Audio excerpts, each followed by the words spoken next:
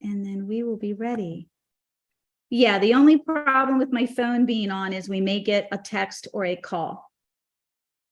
Okay, we are now streaming live on YouTube. So hello everybody, give us a second here to just make sure that we are, all connected. Excellent. We will be ready. All right, let me mute myself. Okay, there we go. All right, my dear. Let's just make sure. Yep, we are here. All right. Welcome back, everyone. You know who I am, your host, Caroline Beste, the Tao of Horsemanship. And I'm your host of Everything Horses and More podcast and Everything Horses and More video library. And today we've welcomed back our lovely Lidia Kuleshnyk. Perfect. Yes, thank you. Lydia, welcome back, Lydia. Lydia is our guest speaker, of course. And we are going to be talking about the Divinity of Horses. This is a series. That was the first podcast that we did together. And this is part 2, horses leading us into expanded consciousness and what that means, hopefully for all of us, and how to attain that level of spiritual connection. And it is deep connection with everyone, with all beings, not just our horses. I think that's really important for everyone. I think that's, for me, the biggest driving point is letting everyone know that this topic that we're talking about just isn't for us, it's for everyone. Everyone can achieve this. And it is an amazing place to be. I can't say enough. And I know, Lydia, you share the same. So real quick, let me do a couple of announcements and get these things out of the way before we start diving in really deep. I'd like to announce 2 amazing offers today from the Tao of Horsemanship from me, and they'll only be available 24 hours, ending tomorrow, Thursday at midnight. And they complement what we're talking about today. And the first one is I'm giving 50% off of my Discovering the Spirituality of Horsemanship Lifetime Master Course. It's a $1,000 course. I'm giving 50% off. And when we're done with this podcast, I'll provide the information and the code and where to go. This course teaches you how to create, for me, the deepest connection with your horse using the power of relationship, energy, and movement. So this is how you learn to become one with your horse in heart connection, which is your relationship, mind, which is your thought and your conversation, and the body movement. So it's a holistic approach. And Lydia and I are going to talk more about, what does holism mean and how do we live, maybe not so much, but how do we live a holistic life where we're integrated? We integrate the mind, we integrate the heart, the soul, the spiritual aspects of our life, and we integrate it in our body on a somatic, visceral level. What do we feel? How do we tune in and attune? So this course teaches you that, and it teaches you this through my liberty, believe it or not, and relationship. You're learning liberty, you're learning online. And you're learning my art of lunging, which is so important. It's a great way to learn how to connect deeply, communicate clearly, all the while developing the movement, the biomechanics of your horse before you learn how to ride the movement. So that's really key. And it's also included in my big mastery program. That's double the price, but it also includes all the riding. So this is not about riding, but this is everything that I teach on the ground between relationship and energy and the chakra systems and meditation and flow, and how to become one with your horse in mind and thought. And I mean this, you guys, this whole telepathy thing is real. And we're going to talk more about the dreams that come to us and how we get these insights and these levels of communication from our horses specifically, whether it's through dreams or everyday experiences living in the now, how you can develop this ability. We all have this ability, and it's part of our intuition. We all have this ability to develop this. So that's the first 50% off. And the second is 50% off of my video library for the first month subscription, just the first month. And again, this is a great way to learn from hundreds of videos in real time, holistic training videos of mine, as well as connect with people of like mind in a community. And I have a ton of short courses, especially a lot on rehabilitation with horses. And we are offering next week our first monthly group coaching in my video library. So it's a great way to get to ask me questions and learn even more. So sorry about the two announcements, but I got them out of the way. Thank you. And part of our talking points today with Lidia that continues where we began the other month, this is in part one, so this is a series, is Lidia is going to be diving in. Again, we're going to dive into, we are living through the greatest, this is Lidia, we are living through the greatest paradigm shift in human consciousness today. And it's time to evolve and recognize horses as divine spiritual beings. Lydia's gonna talk again about how horses came to her life through dreams, vivid dreams. And she was told that she was a sister of horses. That's where she acquired the name Epona. She's a sister of horses. How one special horse spoke to her in dreams and it needed to be rescued from slaughter. And that horse changed her life. So it's that one special horse that we all have. And then how to bond, not just with horses through healing, but she's also going to talk about her 12 ancient universal principles that she offers. And do you offer those principles not in an online course? Are they in a book of yours, Lidia, on your website? Well, yes, I have published them in previous chapters and books, but I do use them as the foundation for my high performance wellness coaching, where we recognize mindset, the importance of mindset, but moving beyond mindset into alignment of our higher self and body, mind, spirit. And ancient universal principles are the roadmap, and horses, in this case, are the way showers. So they are the guides to help us along the pathway to align us with our higher self, with the integration, as you're saying, of body, mind, and spirit. And the principles are like the roadmap, right? And the horses are like the guide, and our life is the journey. So we'll talk a bit more about that. But That's beautiful. I put together 12 ancient universal principles from Taoism, from Taoist to macrobiotics. That is beautiful. That is beautifully, that's one thing I'm learning from you. So many things to feel, you and I've talked about this. We've had our own private, Zooms and talking, and they last for hours. We just get into the stream of consciousness, or we're responding in emails, and we have so much in common. I'm just learning so much. I'm learning how to articulate better. Your wisdom is amazing. And I'm just so excited I met you and that we are able to do this, produce this together. So we're going to get to your 12 ancient universal principles in a minute.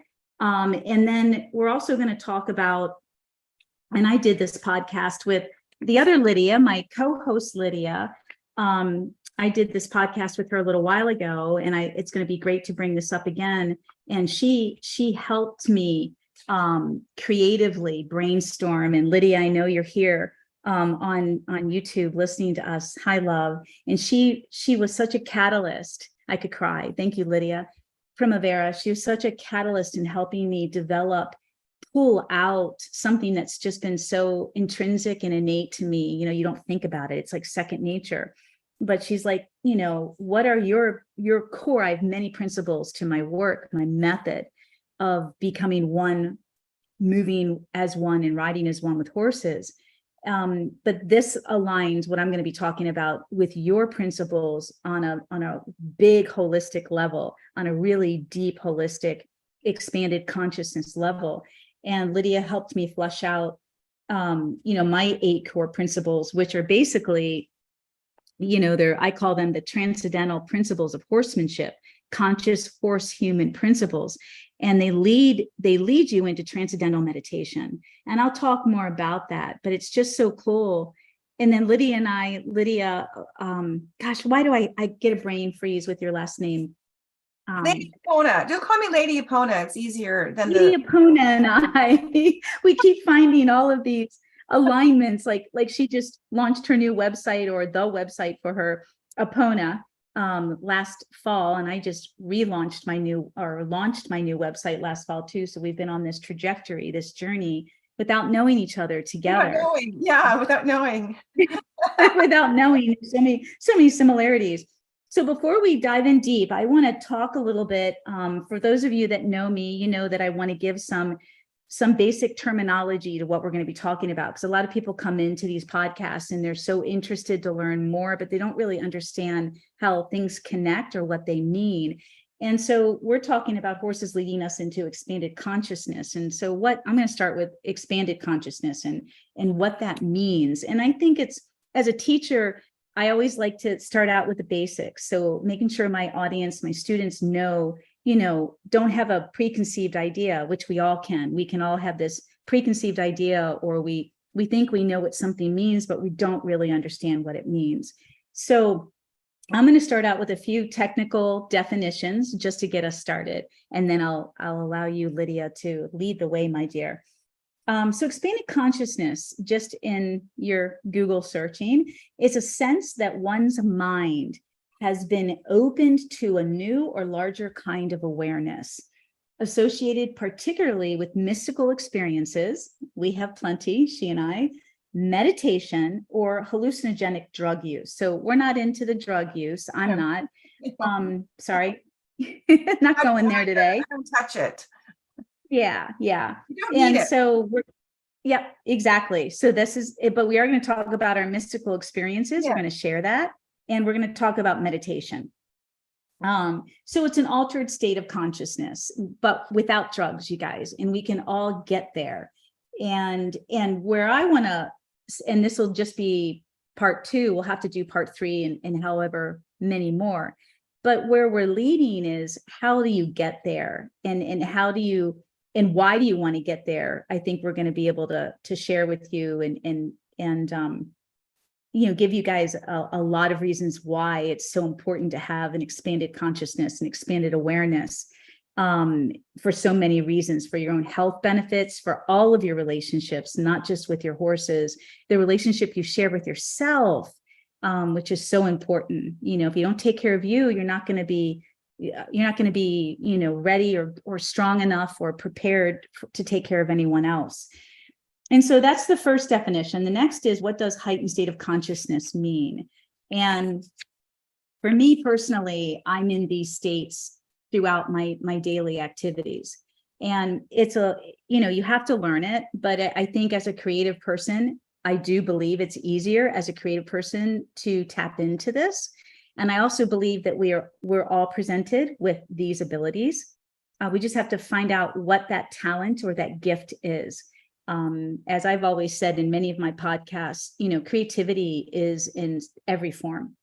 It's in the way you think, it's in the way you speak, it's in the way you sing, the way you do things. I mean, it can be in anything. And I've had so many students over the years tell me, I wish I was talented. I wish I was gifted. I wish I was artistic. And we talk about it, or I start to see them in the way they do things. And I'm like, well, you have such a beautiful way of expressing yourself, or dressing, or the way you choose colors, or the way that you take care of people. There's so many ways that we have so many gifts, and I think it's important that we learn what those gifts are, because it helps us appreciate ourselves and give value to ourselves and put us in a place where we're not searching or seeking outside of ourselves, or being envious, or feeling insecure, or lowering our self-esteem by comparing ourselves to someone else. It's like Lydia and I could be going through the same class together, learning something totally new to both of us. And the way that Lydia, you and I go about doing it is unique and special. And sure, one of us might be better at it than the other. I'm not going to take away from someone having a strength in something, but it's also, where is your creativity? Where is your creative? Where is your specialness in that activity? That you're putting that specialness, that's your special uniqueness that you're putting into that activity. Anyway, not to go off on a rampage, but, or a different direction, what does heightened state of consciousness mean? So a higher consciousness is the term given to describe a state of elevated awareness and perception that allows individuals to develop a deeper understanding of the nature of reality. These states move the mind beyond self-interest and craving. And that's where I'm talking about transcendental meditation. And okay, sorry guys, I just see one of my horses in a pasture they're not supposed to be in, so they must have pushed a gate open. I'll wait till Janine gets here and I'll send her out to take care of that. Oh my gosh. Hold on for 1 minute. Janine, we are live. Would you mind putting Blue back and closing that gate that he just pushed open? Sure. I don't want him in the back pasture. Can you believe that little stinker? Yeah, nobody's supposed to be back there. Thank you. Just grab a halter. Thanks, love. Sorry. So, the heightened state of consciousness, I mean, Lydia, what would your definition be? What's your experience with the heightened state of consciousness? Well, we're always evolving. So wherever you're at in your self-awareness and your recognition of what you consider to be reality, then we can expand from there, right? Yeah. So it never ends. Yes. It never ends, Why would we want to expand from there? Why would we want to heighten it? If you have a yearning. So not everybody's interested in healing and growing and evolving, right? But we are. Yes. We are. So there's a yearning. Yes. There's a yearning. There's something, as you were saying earlier, and everything you shared was expressed so beautifully. There's something, for example, with horses. So when we're with horses, then we have a sense that there's something more, right? There's something, we feel something, when we're ignited, something's activated when we're with horses, and then we remember the joy and the experience afterwards. But we want to have a genuine interest, a genuine, kind of like a healthy yearning to engage more fully in the beautiful joy and fulfillment of life. And this is a journey that goes on forever. So where I am now is I will look back as I commit to my own healing and personal growth. I will look back and think I was in the beginning, right, of this aspect of my growth and evolution, or expanding consciousness. So when we're expanding consciousness, we're integrating who we are in the present moment, allowing, accepting, honoring yourself for who you are, forgiving yourself and embracing yourself, so that you have a foundation like a trunk of a tree from which you can grow more branches and blossom.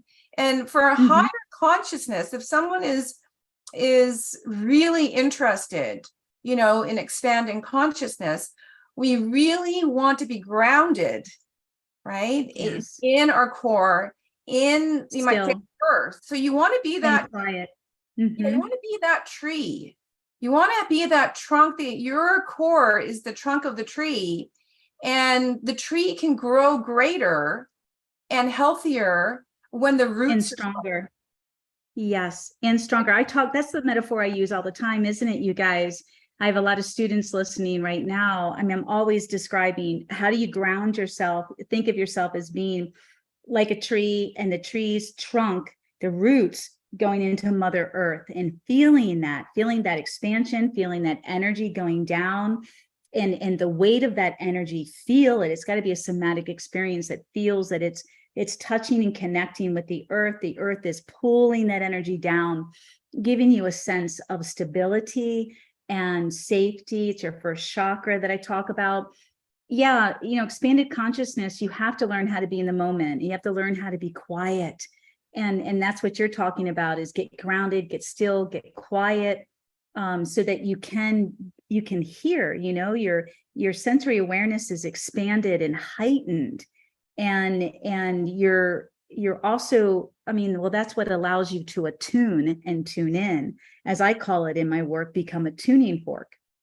And your chakra system becomes that tuning fork. It is the horse's nervous system that is their tuning fork. And they also have their chakras aligned in their body, just like we do.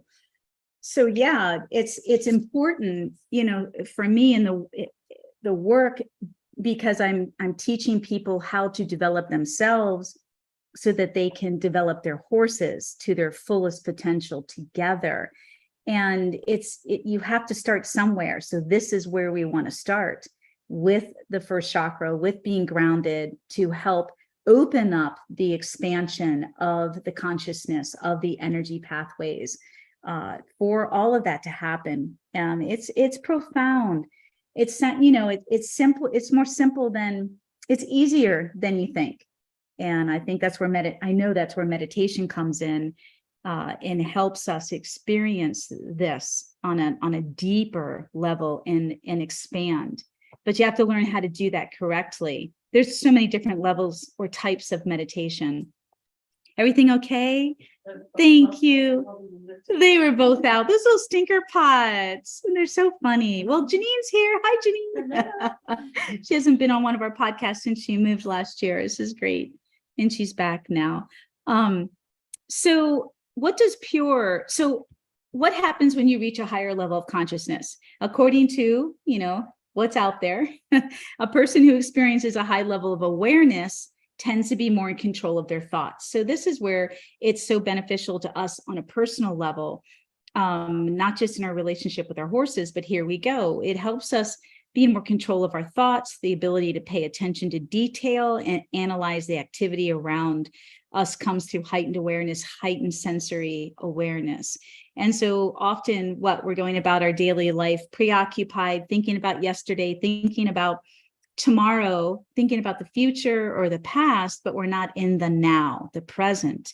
And so I'll end it here, this conversation. What does pure consciousness feel like? According to this scheme, typical characteristics of pure consciousness seem to be, for example, the perception of silence, clarity, and alert awareness without ego self-consciousness. And for me, guys, I've talked about this before, and Lidia and I have talked about this.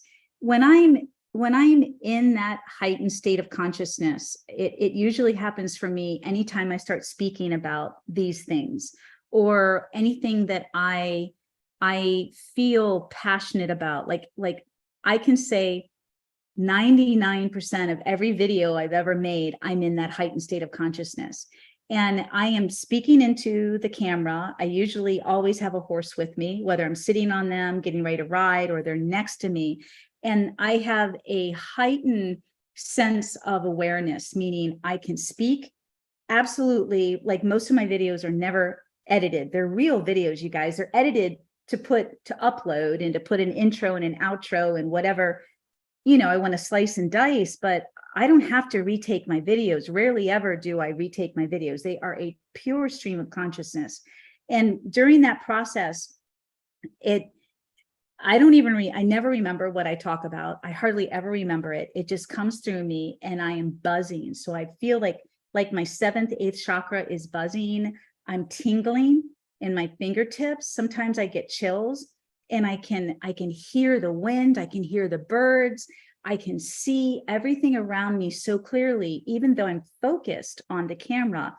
And in my big program, and mostly in my big program, where I usually have 3 to 5 horses around me while I'm filming, and I may only be working with one, of course, but they want to come. They like a magnet come to that energy, because it's so grounded and it feels so good.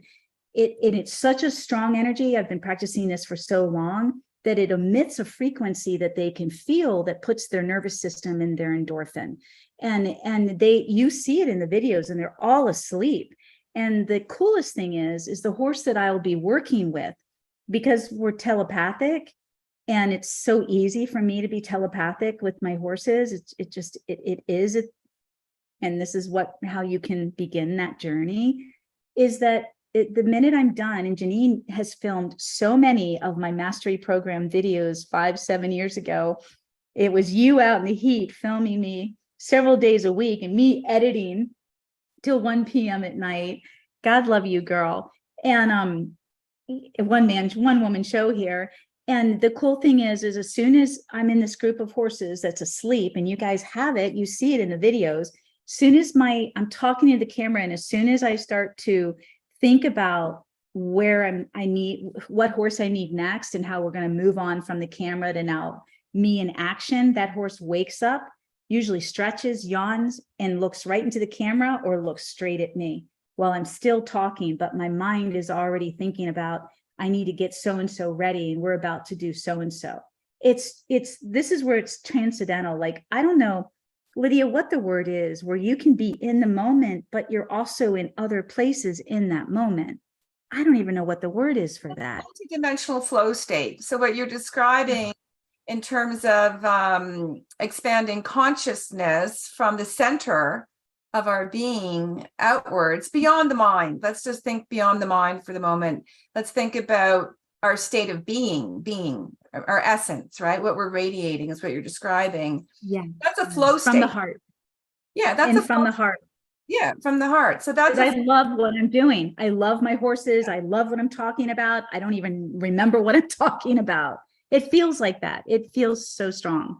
Well, you're channeling, right? So you're a master channeler, and channeling is always most, aligned when there's a receiver. So when you are knowing that when you're doing a video, as you're describing, and there is a receiver, there are people who are watching it, and the horses are around, then it's real. It's not just, oh, I'm thinking I'm going to talk about this or that and write it on a piece of paper. You enter into an aligned flow state, channeling what we call the universal energy of yin and yang, or we call heaven, meaning non-religious, like heaven outside of the earth, and then the earth. And then you're at your potential as a high spiritual being who is multidimensional. So we're all multidimensional, and each person on the planet is a high spiritual being. And so, but it becomes more evident, or there's greater opportunity to be in that state when, in this case, is a beautiful example, what you're describing, that there's a receiver. I remember years and years ago, I listened to a channeled message about high spiritual beings who talked about helping to heal the earth. And they said, well, people ask us, why don't you just send all this white light and all this energy to the earth and solve all our problems, right? We'll all be infused with white light, and all the darkness will go away. So why don't you do that? Well, there's a number of reasons, because we're on our own journey right here of our own self-empowerment and self-mastery and expanding consciousness. But they also said something very practical. And I always remember this is maybe 20 or 30 years ago. They said, we need receivers.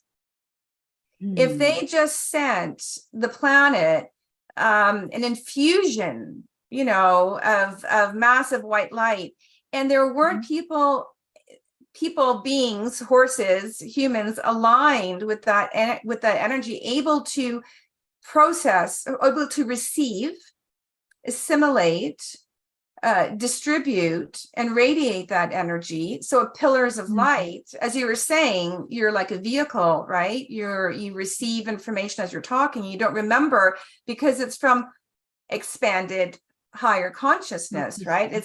But you're grounding it. So we talked about you're grounding it on the earth to communicate that message in a way that we can understand. And this is a highly, highly evolved a trait and ability that everybody has, but you're cultivating that.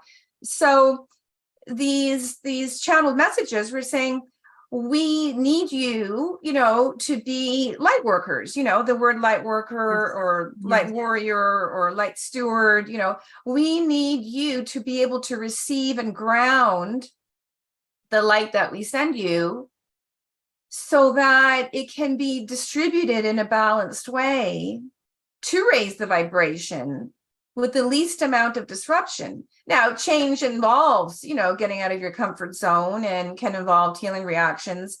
But it was a very interesting illustration of principles of life. And as you were speaking, I was thinking of the first two ancient universal principles that I'd like to share, which everyone knows, we'll integrate it right into the conversation. Yes. Perfect. It's the number one, and it's not mine. I mean, these are universal principles. Everything is energy. So when we work with the ancient universal principles, we will naturally start to expand our consciousness because they are in alignment with the high frequency of the whole universe. And they help ignite our insight. They help expand our awareness. And they help align our vision, our perspective, our understanding. So number one, everything is energy. And as you're saying, my second universal principle, which we mentioned in our last interview, energy never lies. Yes. You can't fool Mother Nature. And I've always loved that one. And so as an example, when you're with your horses, when anyone's with their horses, you can't fool them. Right? They feel your energy. And we're talking about visceral. So the concept of energy is becoming well known and more fashionable. People talk about, I'm aware of energy and everything is energy. And now the time on the planet is to really go a little bit deeper, which is the point why we're guided to have this conversation and talk about it more from a visceral rather than intellectual understanding. Yes. Thank you. And that everything is energy. Sure, we can start to kind of get that. And, in our life, we can do exercises. Like you can make a list of what drains me, when I do X, Y, and Z. Like when I do paperwork, I kind of go gray and I get drained, right? But I know I have to do it. So I have to balance and manage my energy, right? Or when are you energized? So we all know, everyone here knows that when you go see your horses, when you go visit horses, you could be really tired and during and after, how did I get all this energy, right? Or happiness or fulfillment. So working with that first principle and seeing it in your life, there's a great tool exercise to make a list. What drains me? What makes me feel happy or fulfilled or more energized? So that's kind of like an intellectual way, which is a good step. It's a mindset. I call it mind. That's the beginning of mind mapping that I teach in my coaching. Mind mapping, where you do a pros and cons list. So you start to identify what's, like you just said, what's good energy, what's draining me, what's creating abundance, instead of depleting me. And I just want to add, not to be rude, because I know people can be like, how do I, how do we do flow so well? How do you, like, so many of my students will be like, gosh, I'm so drained. And I know I'm bringing that energy to my horse every day. And I only have so much time, how do I change this? And we're talking about it right now. It begins with being aware of what you feel on a visceral somatic level, what you feel inside. It begins there. And then learning how to ground that energy and kind of you can give it back to the Mother Earth. You can let the Mother Earth take that and come from a place of feeling stronger and more abundant, not depleted. But we have to learn to become aware of how that's happening and when it's happening before we can start doing anything, I believe. And often I say to my students, just start spending time with your horses. Don't expect anything when you're in a bad place, so to speak. Just learn how to be. Even if you're grooming them, or you have to bathe them, or you have to lead them from, out from the pasture into the barn, vice versa. How can you make that short period of time, turn into quality time, and that you both feel good? So I teach people how to ground with their horses. And that's where we begin with my work and everything. And it is amazing. Everyone says it's amazing. So it's a great place to really open your heart, to not have these expectations, and really connect with your horse from the heart, not from the mind and the expectations of what is supposed to happen that day. So, yeah. Well, that's magnificent. And if you're, to the point that you mentioned, if someone is feeling drained or tired or frustrated on their way to see their horse, then you've been given this beautiful gift of this divine spiritual being who understands that and is patient and will allow you the time and the space to release, to breathe, to have reverence for yourself, and then share that reverence for your horse. And it doesn't require a lot of time. It could be a minute or two. You can just start breathing and releasing any built-up energy. Imagine white light coming through you. Imagine golden white light coming through you. And then remembering who you are, that your essence is joy. Your essence is unconditional love. High vibration love is the fabric of the universe. Yes, it is. Yes, it is. I attest to that. That is, yes, thank you. God. And I'm like that too. I'll go out and, I've got contractors who aren't showing up, or people and like whatever's going on, right? And I know. Like, I gotta get to the horses. Everybody knows it. It's like, I gotta get to the horses. And then I'm very conscious. So talking about expanding consciousness in our daily life and in a way that is it's integrated, right? It's not separate, expanding consciousness. We can learn tools, but we can start to practice it, right? In a very functional way. And to just take a few moments. Your horse knows you better than you know yourself, because they're divine beings, and they love you more than you can imagine. I'm going to start to cry. It is so true. And they have come on the planet to be with you.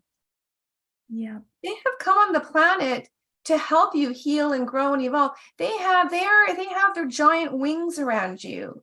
So no matter how drained you are, no matter how frustrated you are, no matter what trauma or loss you're dealing with, or something's happened, they understand. Yes, they do. And they accept you. So we want to unite in this love with horses and not feel bad. We don't want to beat ourselves up that we're not in this perfect state, right? When we're with our horses. But being with the horse will help us come back into our center. They will help us be centered in our core energy, connected to our essence, our power, conscious of our thoughts, beliefs, of who we are.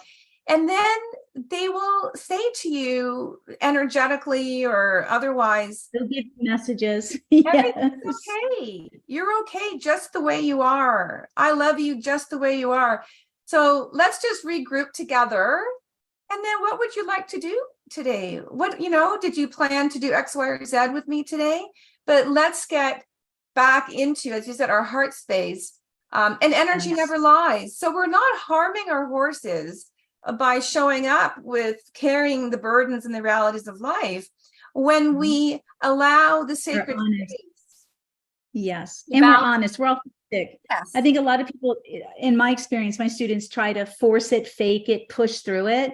And that's where the horse fights back. So in the horsemanship world, that's the big struggle, isn't it? It's like, what do you send it? You're asking your horse to do something, but you're thinking and feeling something different, and that's incongruent. So where's the congruency? It's like, be honest, tell your horse how you feel, cry, do what you need to do, find this place of getting centered again that Lidia and I are talking about, and then take that feeling, that joy, that feeling, that ease, that sense of peace that you just shared with your horse because it felt so good, the hugging, the love, the whatever, take that into the action now, into the work, because you're taking in what the horse wants to receive. They don't want to receive defensive brace, tension within you. That doesn't feel good to such a highly attuned being like the horse. They're so highly advanced and attuned. We just electrocute them. I say that all the time. I used to electrocute all the time. I had no idea how I lived in my third chakra all the time. And I just used to, my fire chakra, electrocute my horses.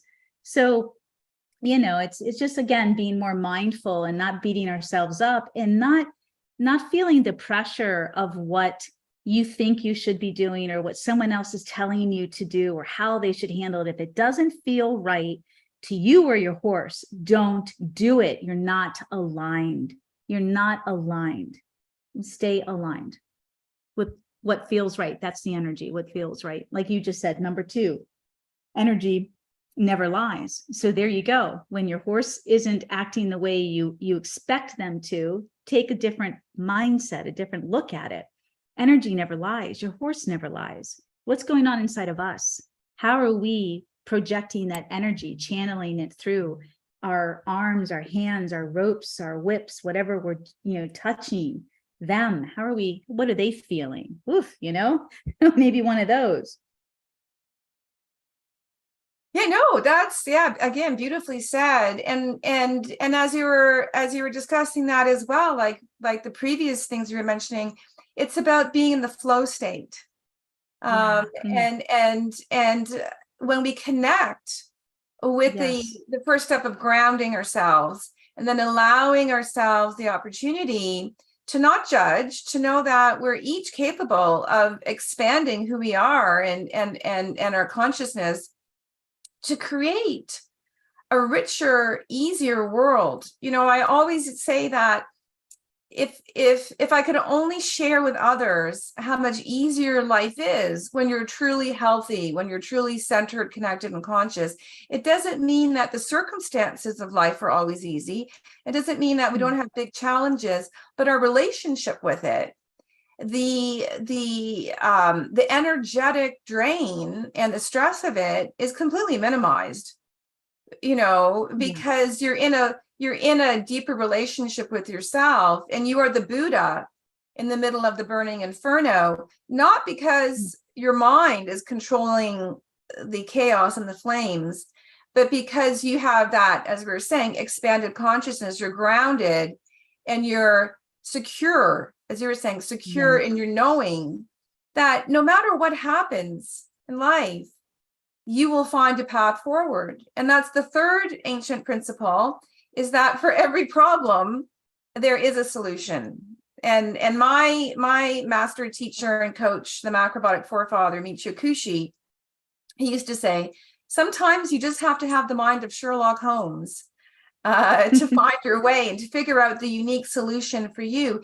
And this is the way with the horse. And I love your whole Tao, your Tao of horsemanship, Caroline, and your quotes. I mean, when I saw what you were doing, I have the same quotes of Rumi, right? And Taoist masters. And so there are principles, which you know better than I do. I'm not in that world of working horses in that particular way, but there are principles of working with horses on different levels. But then each horse, like each person, is unique. So when my wild Mustang came from the States and had severe trauma from being in the roundups and losses and everything, her trauma was different than the trauma of another horse.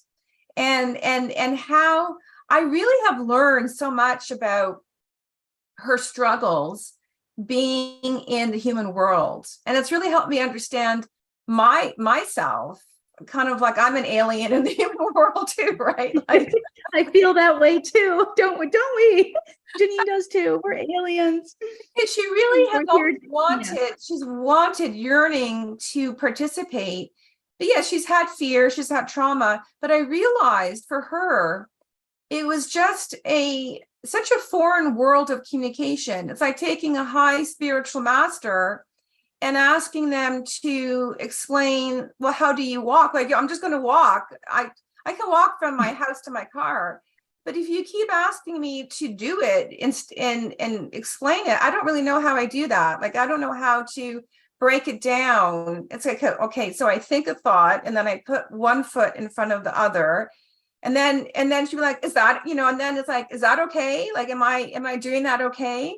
And so I realized for her, she was so highly evolved that it was challenging for her to, I don't want to say dumb down, but it's not dumb down. It's more about, how do I communicate? Or the example I often give is like, if we were captured, let's say by dolphins, and they have a sonar communication system, and I really wanted to be like, I knew they loved me, and I knew that they were trying to help me, and I was just having a hard time figuring out sonar communication because I've never communicated that way.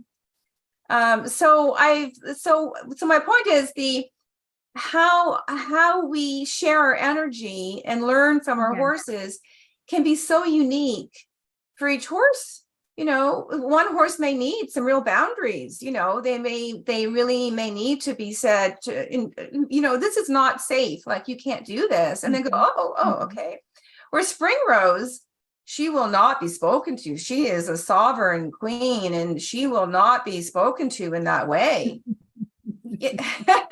We have to, well, yeah, she's laughing because of her mare. And then Sundance, who passed away recently. Yes, we know about strong mares who are queens. Yes.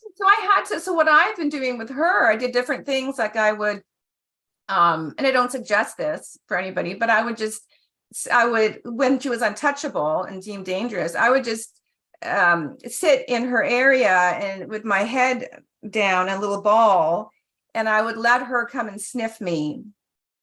And she started bonding with me when my back was to her. She would start kissing my neck, and she would start massaging, and she still does that to this day. It's her favorite thing. But as soon as I would approach her from the front, she'd be like, well, you're not coming. You're not approaching. This is my space, right? So everybody's different. Every horse is different. And so how I explain to her from a human point, and it's just an example of how each horse is unique. I said, I need to learn how to help you in the human world so that I can help you if something happens. Like, what if she is sick? What if she is injured? I said, how am I going to help you, Spring Rose? You are not in the wild. You can't go into a river and heal yourself. I have to learn how to help you understand how I can help you. Right. And by being present, by expanding my consciousness in accepting that she's a bit different and not beating myself up, that I found out lots of people tried to gentle her with and said, not a chance. Like, she is not, like, this will never happen. Right. And I've never gentled a wild horse, but I arrived with her when I go to see her. She requires more than any other horse that I am present. Yes. So did my mare Sundance. Exactly. Yes. And to the day, I mean, before she passed, and everybody knows this about her in so many of the videos. I mean, you could not come into her space unless you were present, and unless you asked for permission, and unless you came from the right heart center. You had to learn her language and how to respect her, or she'd kick at you, bite at you. And like you were talking about this particular mare of yours, Sundance, when I rescued her at the age of 3, she was going to be put down because she was so dangerous when she was neglected and left behind with another horse. And when the rescue got her, she was attacking them, teeth, barrel, double barrel kicking, trying to run them down. She was 3 years old and that aggressive and that defensive. And they were going to put her down until, they knew me. And here I showed up and I took her, but I made that pact with her. She was never that way with me, because the first time I met her at the rescue and I saw her running, trying to run down the trainer who's got this whip in front of her, and she's running backwards as Sundance has got her ears pinned, trying to nail her. And I just jumped out of the car and I said, may I? And I just jumped in there just with my energy. And I was like, you will never be that way with me. And I will never make you feel that way. And she just looked at me like, whoa, what just happened? And I said, I will respect your space, but you must respect mine. It's always going to be a give and a take here. Doesn't mean she didn't still try to kick and bite and attack other people, but she was with me, and she was on her way to healing and teaching. Wow. Holy cow. Magnificent. And that's what I was saying about the Sherlock Holmes mind, right? Yes. For every problem, there's a solution, because sometimes there's big challenges, whether with horses or something else in life. And it's through the journey to find the solution, let's say, that we expand our consciousness, right? Yes. Yeah. Right, that we are open to exploring new territory, right? No one ever said to me, do this or that with Spring Rose, or Exactly. I just let it flow. I just let it flow intuitively. And then you learn from masters like yourself, Caroline. That's you're providing a pathway for people to have the mind of Sherlock Holmes and their own self-empowerment through that. And so that this is a huge gift that you're giving to humanity and to horses. But it's always refined. So we take what we learn, or our intuition, and we keep refining it. So we have what I like to call, we have our own AI, each human, we have our own advanced intuition and advanced intelligence. Oh, I like that. AI, advanced intuition. And advanced, you're brilliant. Advanced and higher intelligence is higher consciousness, not intellect. Yes, it is. Yes, it is. Correct. Intellectual dominance is what has got the planet into the situation. It's ego driven. And that is the hardest place. I mean, oh gosh, we'll expand this series, but I think that's something that we need to talk about the next time in part 3, is really understanding the difference between the intellect taking over and the intuition taking over. And the easiest way I can explain it is what you feel. When you feel something and you learn, like I said, the tuning fork, how to tune in and feel how it resonates in your body, then you're learning somatically, viscerally, you're learning through sensory awareness and intuition versus thinking. I have a very difficult time, and so do my students have a very difficult time with me if they come to me with a very book read and very, well, have you studied with this person? And I've been in India and I studied with this master for 10 years. And do you know this type of Taoism and yoga and Buddhism? And I'm like, nope.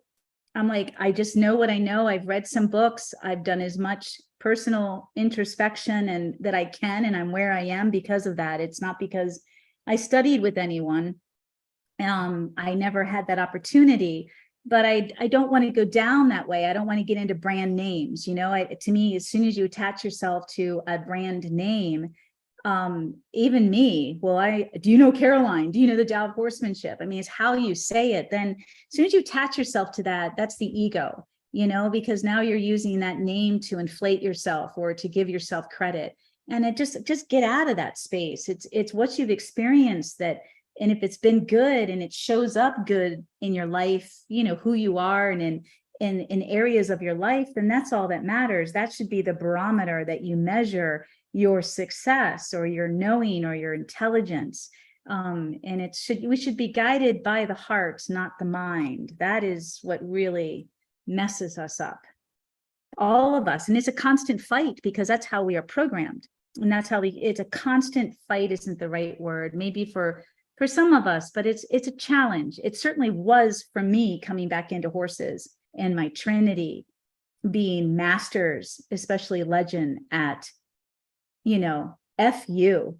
You come in with that attitude, you come in with that level of energy, you come in with that mindset, and I'm out of here. Same with Sundance. I'm out of here, and I'm like, wait, minute, I'm practicing someone else's method and I'm like, oh, this is supposed to work. And they're like, bye-bye, forget you. You're going to have to figure out how it's going to work for me, the horse, and meet me where the horse need to be met, where I need to be met. And it was amazing. They were my best teachers. But you have to be vulnerable. You have to be willing to go there and make a lot of mistakes, which I call learning opportunities. Yeah. Yeah, no, and it's as as you're talking again, we're aware that for every challenge there's an opportunity, and we won't get through all the principles today, but I love how it's integrating. It's that the Yes. fourth principle, and this is direct from macrobiotic Taoist theory, is everything that happens to you is what you lack. All that is antagonistic is complementary.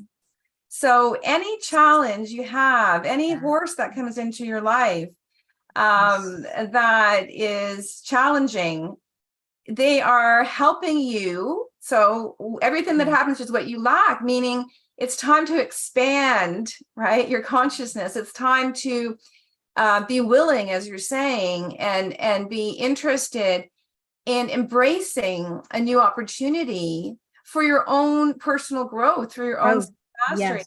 So all teachings, it doesn't matter if they're well-known people or ancient people or whoever, they're only there to activate your own self-mastery. Because each person is a master. Beautiful. Is a master. And so we can choose to not be on that journey. And that's the free will universe.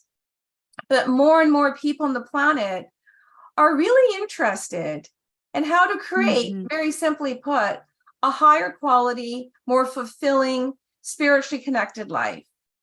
And that is the journey of self-mastery. And the journey of self-mastery, it provides us with so many opportunities to learn intellectually, like learn theory or from books or ancient texts or from people, but then we make it our own, and we're supposed to make it our own. We're supposed to own our power, and we're supposed to cultivate our sense of self. We're supposed to feel secure in our own state of being, because when we feel secure, we don't have that overwhelm and that level of fear. We can have concern for the future. It's good to have concern about certain things, because that brings you into alignment and it helps you prioritize. But we don't want fear to overwhelm our higher senses, right? And so all of this can come together in our journey of self-mastery. So there's nothing exclusive, it's all inclusive, right? So even if someone loves having studied with XYZ in India, that teacher will still want you to own it for yourself.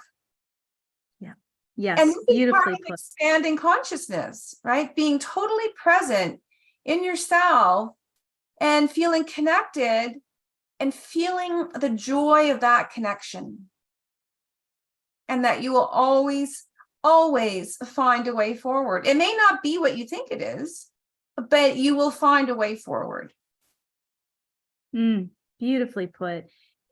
Tell people who aren't familiar real quick with your personal experience in healing yourself, because you almost died. You were very ill as a young person, as a child, and you came about this knowledge, this amazing knowledge. You healed yourself, for God's sakes. You walk the walk. I do. I've been through the fire. It's like Lord of the Rings. If anyone watched Lord of the Rings, when Gandalf gets pulled down by the Balrog, it's like I got pulled down. I got the rope around my ankles, and I wrestled with the Balrog more than once. But when Gandalf came back, he was Gandalf the White. He wasn't Gandalf the Gray. Right. And so I was born, very briefly, I was born with deformed organs, and that resulted in severe digestive disorders and endocrine disorders. but it never affected me mentally, emotionally. That was my gift, right? So in holistic healing, people talk a lot about the physical ailments coming from emotional, experiences or beliefs, which I support. Certainly, I've worked with many clients for sure.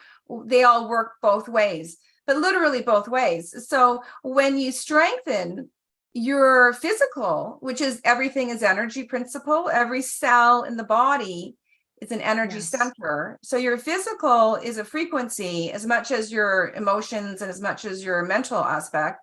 When you strengthen your physical vessel, then you can strengthen everything else, your thoughts and beliefs and consciousness, right? That's part of the tree trunk that we're talking about.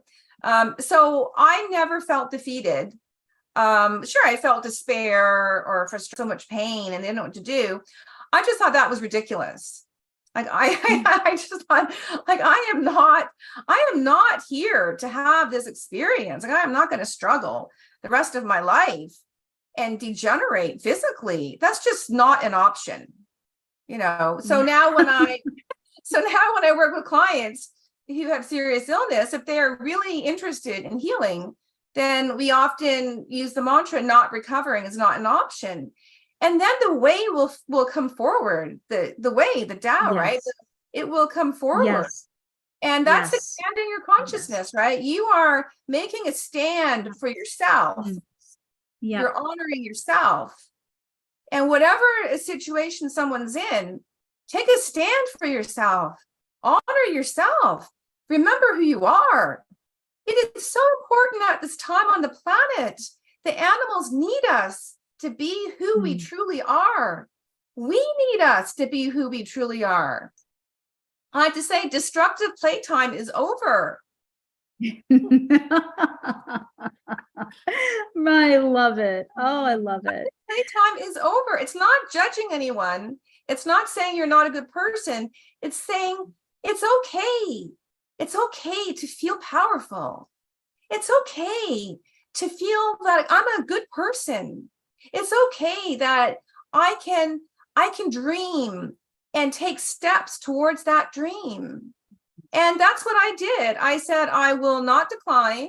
And that's when I found the book, The Power of Positive Thinking, in our country schoolhouse. I lived on a farm, a black and white TV with 3 channels, and 1975, right? And that changed my life. And I forgot I read it. I actually forgot I read it. So I was in my deep healing in my late 20s.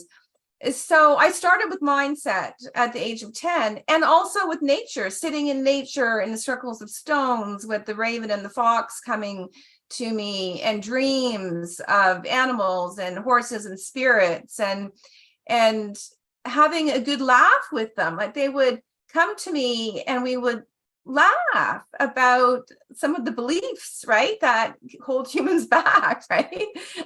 Wow. But it took me from the age of 10 to about 30, and it was challenging. But what am I here for? I'm not here to give my power away and slowly degrade and degenerate. Now, if somebody chooses to have a certain state of health because that's what they're meant to experience in this lifetime, then that is their empowerment. If somebody chooses to transition and ascend, then we're all going to leave the planet, right? At some point. That I support clients who make that conscious choice. But for those who know and feel and yearn that they are supposed to have more time on this planet, and that there's more within them to awaken and to share, you are needed. You're needed beautifully for yourself, and you're needed. Look at the horses. Look at the horses who are suffering. They need you. They need you to step up and feel okay with feeling powerful. It's not something that we have to dumb down ourselves anymore. Especially women. I feel like, I think across the world, I don't want to get political, but just women in general in society, I have really taken a huge step back. There's just a lot going on that's just, and men too, and there's a lot of toxicity out there. It's crazy time right now. It's like, if we're all just going to be individuals, which is wonderful, why not embrace our own individual specialness and feel empowered? But there's no need to disempower anyone in that process. That's what I find absolutely not okay, is don't take someone else's power or specialness or uniqueness away. And so to me, that's being inclusive, right? We're including everyone, then everyone deserves that. So I find that really tough in today's climate, so to speak. It's crazy out there. And here we are, in this podcast, trying to reinforce and enforce and support, everyone's ability to feel empowered and blessed and in control of their life, so to speak. Even when so many things feel out of control, we are still in control of us. We are still in control, even when we feel out of control. That's something a lot of us don't feel, I think, Well, we don't take feel away that. the power of the horses either through Oh, they're amazing, what I amazing call teacher. a medieval mindset. Like, can we evolve out of medieval mindset with our relationships with horses and animals? Yeah, no. I mean, if we have artificial intelligence doing all sorts of stuff, why are some people on the planet still treating horses as if it's 1250? Yep. I don't.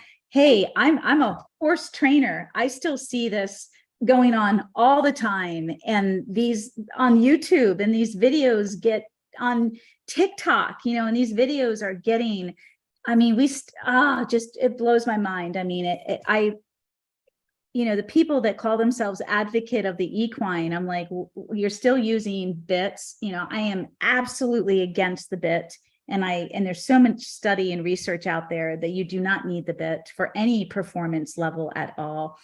But you must understand the biomechanics, you must understand X, Y, and Z. I get that, but it's just crazy how, there's still this mindset, this controlling mindset out there, control the masses, keep them fearing, X, Y, and Z. You don't have control of your horse if you don't use this amount of force. You don't have control of your horse. And it's like, seriously? Everything I teach is like, you get the heart of the horse, where you become part of the family dynamic, the herd, even if it's just the two of you. And that horse is going to take care of you like the mother takes care of its baby. It's not going to step on you. It's not going to run you down. It's going to, they too will be mindful.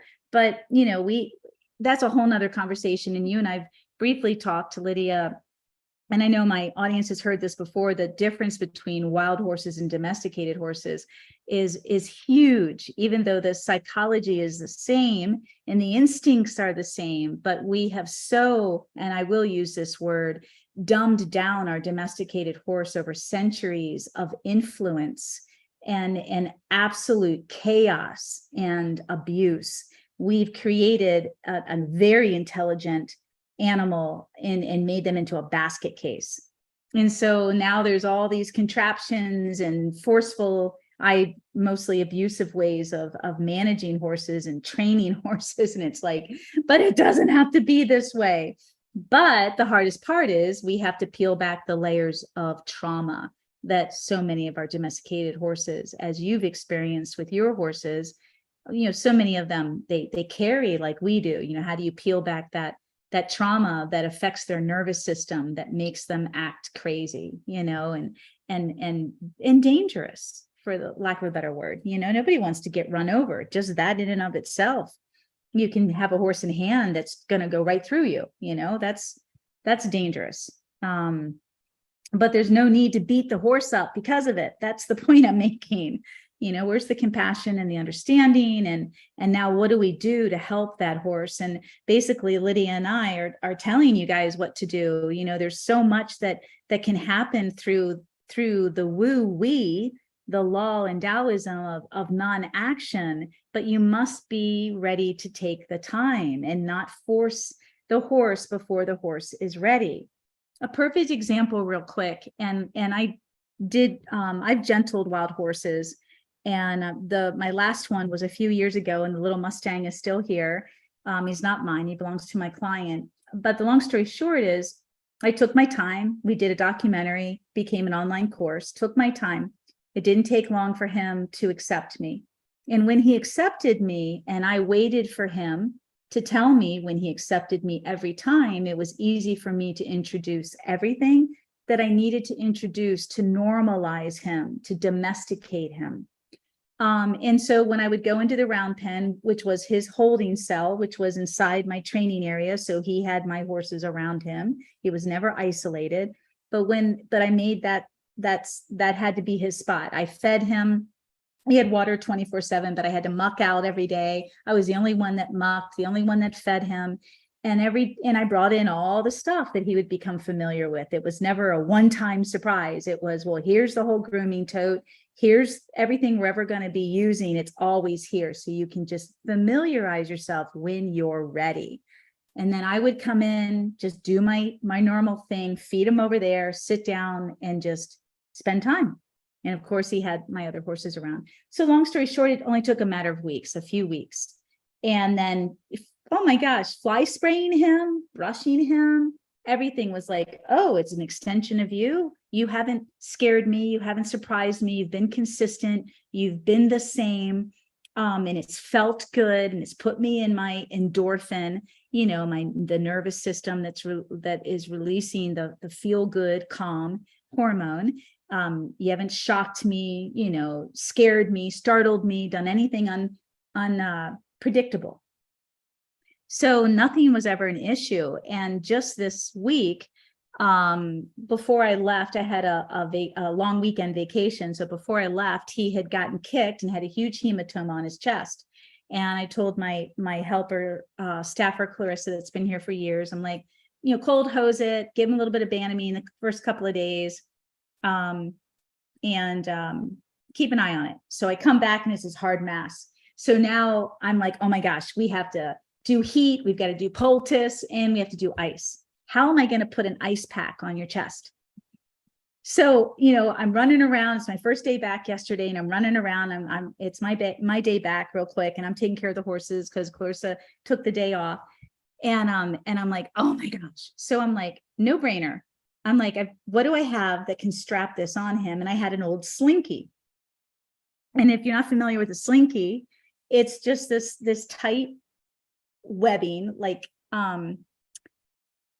stretchy material, like a workout pant, but it's thinner for horses.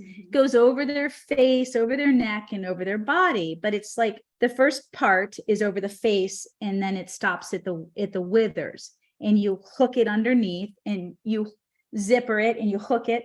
But it's to keep them clean. So when I was traveling as a clinician with my horses, and Sundance was white, and she'd lay in her manure every night, especially when it was cold, I wanted to keep her clean. You didn't want to be bathing her in the freezing cold. So first time, it's a slinky. He's never had a blanket on him. And it's got to go over his face, just for his eyeballs, just for his ears, tight as tight, can be. It stretches. He had no problem. I was like, yep, here I come with all this crap. Here's the hot water. Here's the poultice.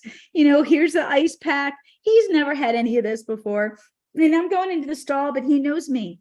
He knows mama. He knows my touch. He knows my voice. He knows my energy. He knows that if he's standing there looking at me like this, I just have to touch him, allow him time to become familiar. Don't force it on him.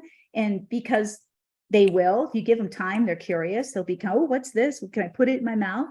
So I had to roll it all up, start putting it on his nose, pull it up to his eye. And I didn't have him haltered. He just stood there. So now just his eyeball, it's tight, pull it up over his ears, pull it down. And he's just like, oh, what is this? What are you doing? This is interesting. But it's like children. It's like anything in your life. How do you create the experience? Everything we do in life is an opportunity to create an experience for ourselves. We can be in an environment that we don't like, but there's no way of getting out of it. So how do we change that experience? And it is a mindset, and it's also energy. It's you can think one thing and still be tight and pissed off and bracing against and resistant against the experience. But if you go, hey, I'm here, how can I make the best of it? I'll be out of here sooner or later, or maybe it's a dangerous experience and I have to think my way out of this. But this is really important. I mean, he was just amazing. And by the time I stuffed the ice pack in there and I unzipped it and Velcroed it around so it could, stay over for hours. He had to put up with that yesterday for hours, today, until that damn thing goes away. And it could take about 30 days. This thing is massive and it's hard. But anyways, it's the experience that you create and what you bring into that, the mental energy, the physical energy. And it goes back to energy is everything, principle number 1, and then number 2. And Lydia, you asked what was number 2, you missed it. Lydia Primavera, energy never lies. So if I bring irritation into this experience for Lando, like, come on, we got to get this over with. Damn it, why do I have to do this right now? You think I want to come back to my first day of work, having to take care of all these horses and hours spent with this guy, put a gun to my head? But that's life, accept it and make the best of it and find the joy. It's like, I love these guys, it's like, I know they'll give back. And I was actually, I'm getting up from my desk every so often, running around to do all this stuff and take care of everybody. I love it. Yeah, I was getting in the way and I'm like, oh, well, I'll just push back and work a little later. And this stuff has to get done. It has to get done. So how do you bring that positive into the experience to the best of your ability? What a beautiful story. And thank you for sharing that experience with us. And 100% what you're saying, we have, as conscious, highly evolved conscious beings, a choice to create the experiences, the energy of whatever we're in, how we hold that space. And as you said, there are many, many examples in history of people who have been in horrific circumstances and trapped, and they expanded their consciousness. They elevated themselves. You did that. You're living proof of that. I've had some crazy accidents that I walked away from, and I totaled and crushed all the sides of my Land Rover, and I should not have walked away from it.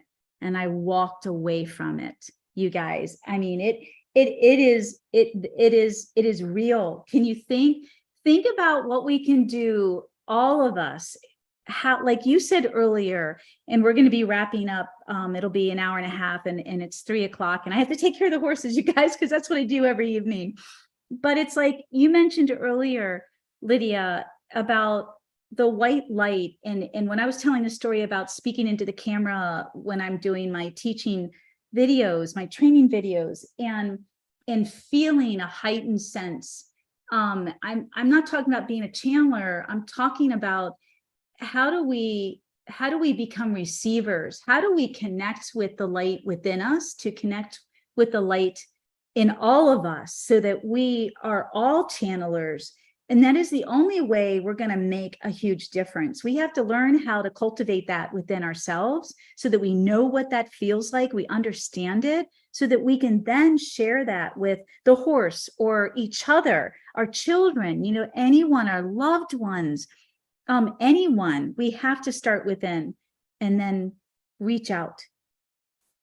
Well, you're saying to become the conscious leaders of our own lives. And as we become the conscious leaders of our own lives, we radiate out positive energy and naturally become conscious leaders of the world. You don't have to be a political leader or an economic leader. You are the leader of your own. We're moving from self-blame that keeps us in low vibration into self-responsibility and the joy of taking ownership of your, as you said so beautifully, you're creating your experiences. Things may happen to you, but you choose what kind of experience it's going to be from within, and then how that flows and then unfolds in life.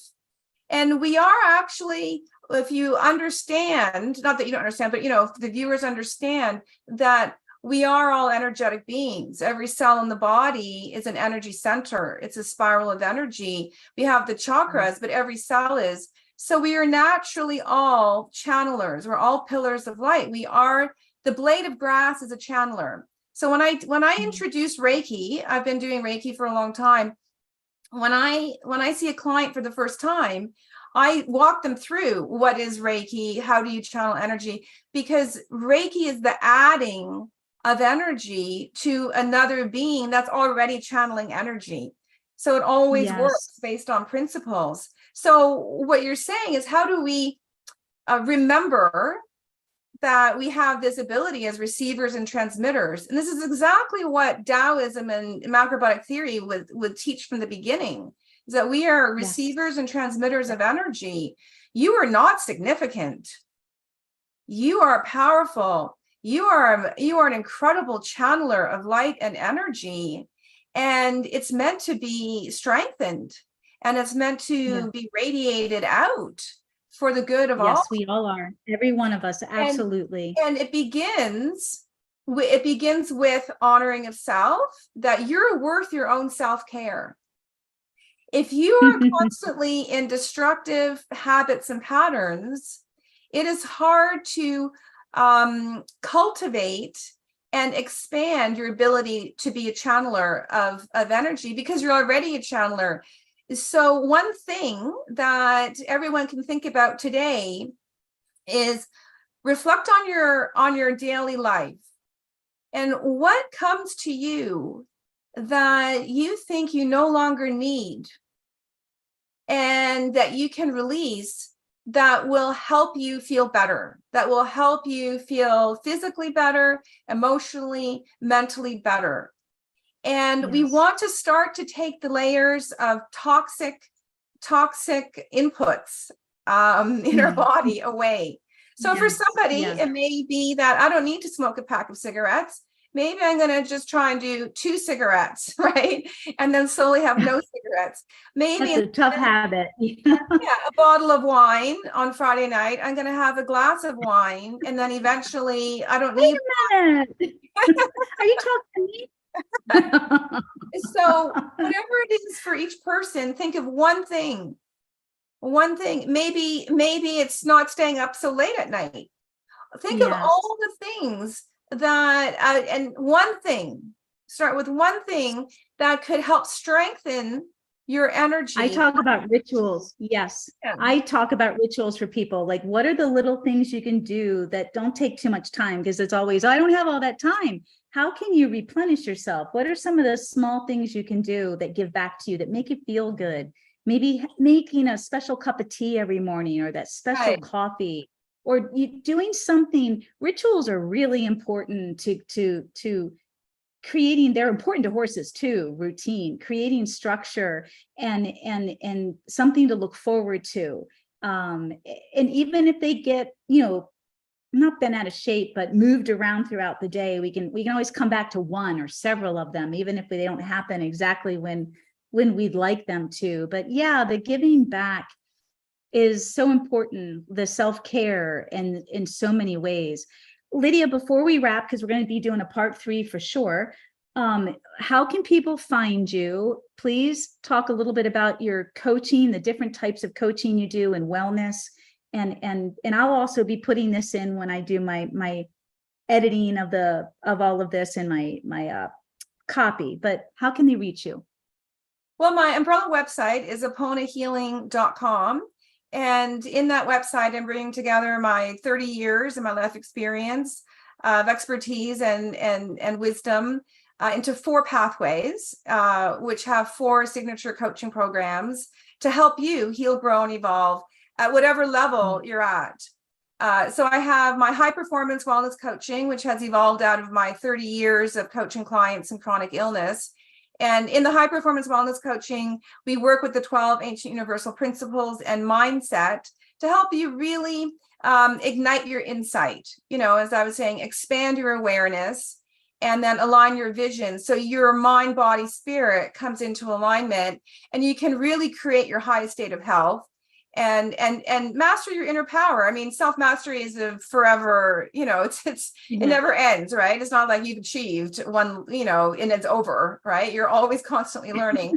And then I have my opponent healing method, which includes Reiki, macrobiotic healing foods, and holistic coaching, and my chronic health breakthrough program to help people resolve their chronic illnesses.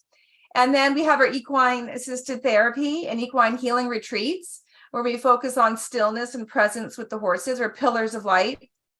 And that retreat, real quick, those retreats are at your beautiful farm in Canada. You have a beautiful guest home. Oh, it's beautiful. You guys can see all the pictures on our website.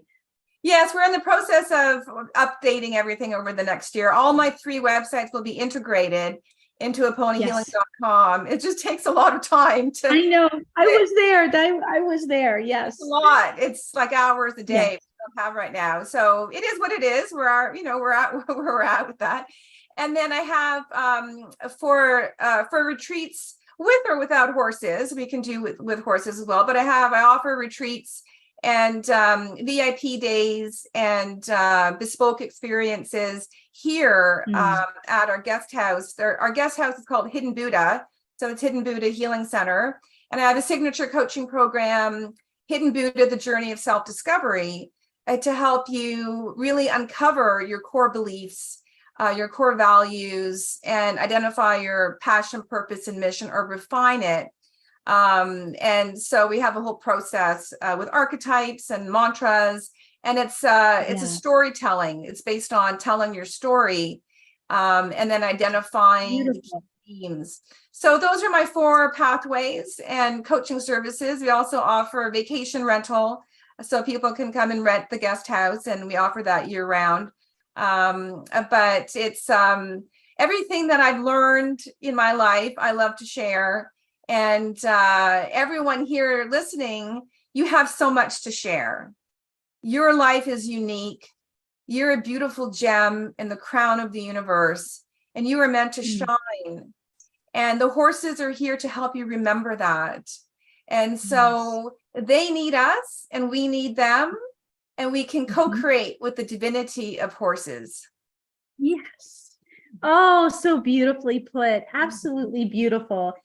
So everyone, stay tuned. We're going to be back hopefully next month in August. We'll look at our schedules for part 3, Lidia and I. And don't forget about the 2 specials, the 50% off my Discovering the Spirituality of Horsemanship. We only have 24 hours for this. I'm going to be typing out how to find that and the code, and then 50% off my Everything Horses and More video library, the first month subscription, 50% off. Thank you. What an honor, as usual. And you and I will be in touch, and I'll get all this ready, and because she's going to need it for her promotion. So this is good. Thank you. What an honor. You are just a gift. Oh, why, thank you. And you are too, Caroline. And it's such an honor and pleasure. And look how the horses bring us all together. If I hadn't written the chapter, The Divinity of Horses, in the Evolving on Purpose, Co-Creating with the Divine book, which is coming out August 30th on Amazon, then we wouldn't have met, and I wouldn't be expanding my consciousness and my world. And we're all meant to co-create. We're one energy field. We're one love. As who was the artist that said that there was a singer, not Jimi Hendrix. Was that no, it was the reggae guy. Oh, come on. Reggae, one love. Let's get to I can't think of it exactly. No, not his son, Bob Marley. It was Bob Marley. Bob Marley, that's it. You got it. You channeled that. Yes. Yeah. Love it. Yes, love it. And so as we treat others, we treat ourselves. And it's not judgment, it's the order of the universe. So let's have reverence for ourselves. And it's okay to love unconditionally. We don't have to hold that back anymore. It's not weakness. Emotion and love is not weakness, it is strength. And it is the strength that's going to change this planet. Yes. Amen. Thank you. Thank you. Beautiful. Thank you, Caroline. Thank you, everyone. Caroline's our queen, the queen of the horses. When I see her on the No. when I see her in the videos with the horses, I'm in awe. It's just oneness and flow and just magnificent. Oh, you're kind. Thank you. You're kind. All right. Well, thank you, love. All right, everyone. Thank you. We love you all. Bless everyone. Namaste. And we will see you next month. And that'll be a good time to promote your new book coming out.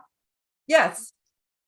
The next Thank podcast. you. Yeah. August 30th on Amazon. Okay. All right. We'll get a podcast together before that if your schedule allows. Absolutely. I would be honored. Okay. All right. Love you. Bye. Bye. Bye, everybody. Bye.